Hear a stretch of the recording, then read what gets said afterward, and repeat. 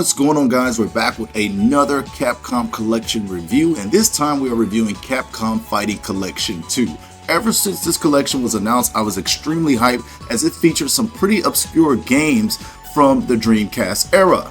And here they are in a brand new generation for newcomers to enjoy. So without further ado, strap on the gloves and let's jump right into some of the features in the beginner's overview for this collection. Now, if you're familiar with Capcom's style of collection, this menu here looks pretty similar. This collection features Capcom vs. SNK, Capcom vs. SNK 2, Capcom Fighting Evolution, Street Fighter Alpha Upper, Power Stone 1, Power Stone 2, Project Justice, and Plasma Sword.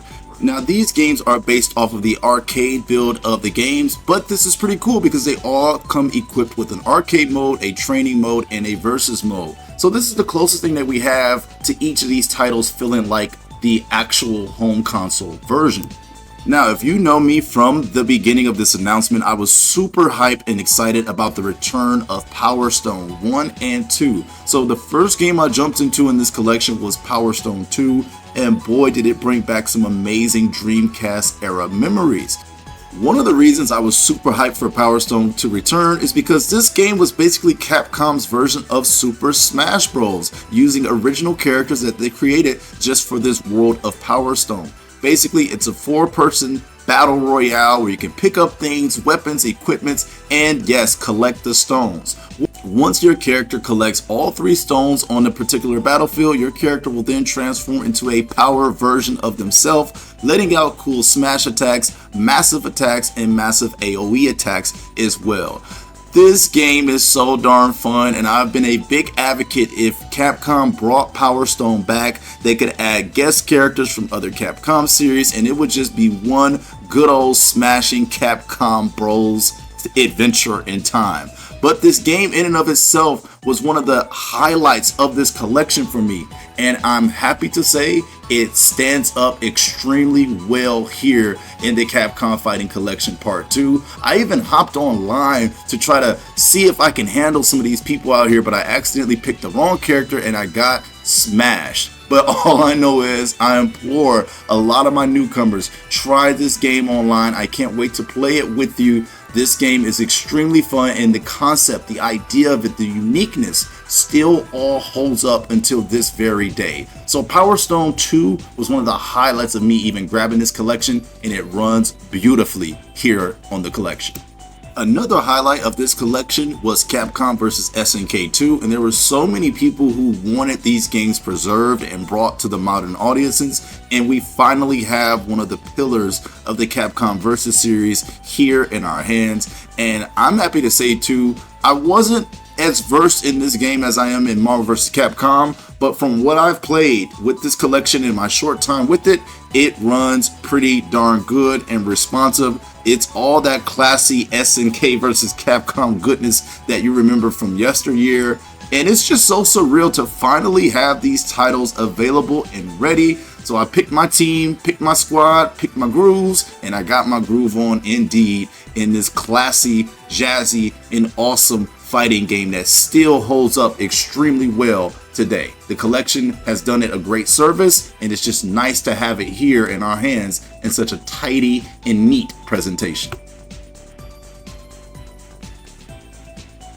I might have a new favorite 3D classic fighter. I never got a chance to play Star Gladiator growing up, and I finally played it on this collection, and this is exactly what these type of compilations are made for.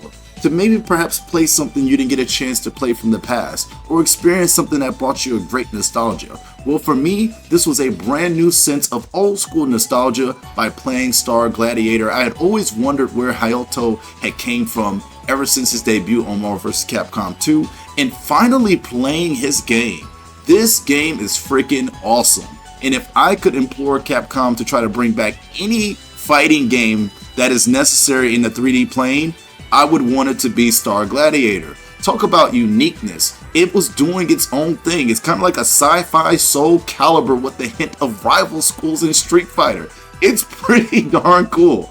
Again, I don't know what the reception was to this game, but while I was playing it on this collection, it felt darn fun, it felt darn good, and it reminded me of the time where Capcom wasn't afraid to experiment with their fighting game sector and go out there on a limb. This is why these guys are the kings of what they do, because they are so versatile, and this game is just oozing uniqueness in character and personality. And I can't wait to play it a little bit more. But from what I know, it was running pretty good. I haven't ran into any hiccups, any crash outs, any slowdowns. Everything is just smooth and buttery for me. But this game right here might surprise and shock you. So you guys give this one a try, especially if you get your hands on this collection.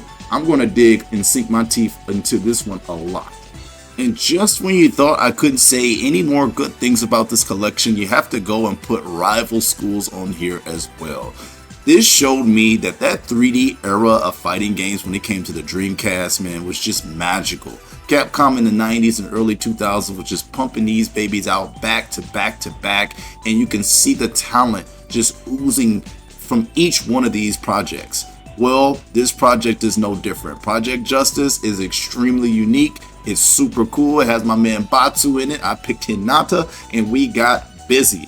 This game reminded me that Capcom can also craft an amazing Street Fighter 3D-like experience as well, prior to the current experience that we have right now that's somewhat based off of the 2D playing field. All of these games here are in such great shape, and they're such a darn good time. I mean, you could have put 4 of these games in a collection and you would have had you a beautiful, monumental collection here.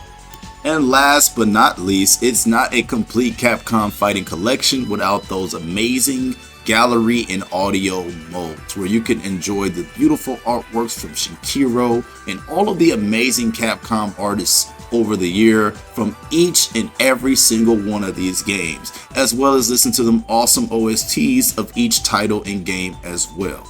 Overall, I am extremely satisfied with the Capcom Fighting Collection Part 2. It is just as excellent as the Marvel vs. Capcom collections, and this collection proves to me that Capcom knows exactly how to compile some of their classics from yesteryear into one affordable, great package. Did I mention affordable? These games are only retailing at about $40 right now, and it is highly recommended from me.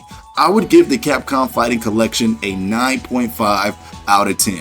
I gave the Marvel Fighting Collection a 10 out of 10. The only reason I'm giving this a 9.5 is because I love Marvel, baby, more. But this is an extremely recommended collection if you are looking to catch up on some of these Dreamcast titles that came out during a period where honestly, maybe a few of you guys missed it. So I highly recommend this collection. Capcom has done it again. And at this point, I don't know anybody else who can compile a greater collection of their fighting game franchises other than this company right here.